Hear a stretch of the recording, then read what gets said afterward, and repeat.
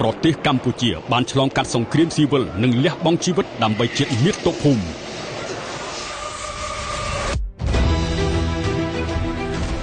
ហេតុអ្វីបានជាយើងត្រូវមាននយោបាយឈ្នះឈ្នះយើងត្រូវដឹងពីប្រវត្តិរបស់យើងឲ្យបានច្បាស់សង្គ្រាមបានចាប់ផ្ដើមពីរដ្ឋប្រហារ18មីនាឆ្នាំ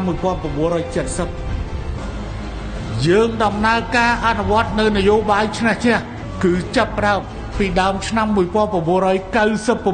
មកបញ្ចប់នៅថ្ងៃទី29ខែធ្នូឆ្នាំ1998ក្រមនយោបាយឈ្នះឈ្នះរបស់សម្ដេចតេជោហ៊ុនសែនបានជំរុញឲ្យគ្រប់ភាគីជម្លោះទទួលបាននូវសុខដុមរមនាហើយជាយុទ្ធសាស្ត្រស្នូលដ៏សំខាន់ក្នុងការដំណើរការនៃការអភិវឌ្ឍប្រទេស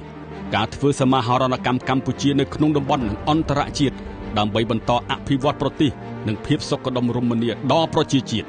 ដូច្នេះយើងទាំងអស់គ្នាត្រូវរួមគ្នាការពារសន្តិភាពជានិច្ចនិរន្តរ៍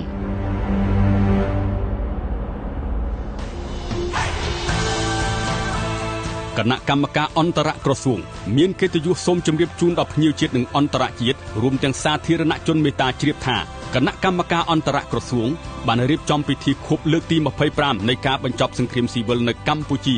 ក្នុងការអនុវត្តប្រកបដោយជោគជ័យនយោបាយឈ្នះឈ្នះនិងខួប5ឆ្នាំនៃការកសាងវិមានឈ្នះឈ្នះដែលនឹងប្រព្រឹត្តទៅចាប់ពីថ្ងៃសុក្ររហូតដល់ថ្ងៃអាទិត្យត្រូវនឹងថ្ងៃទី29 30 31ខែធ្នូឆ្នាំ2023នៅជុំវិញទីតាំងវិមានអនុស្សាវរីយ៍នយោបាយឈ្នះឈ្នះនាពេលខាងមុខ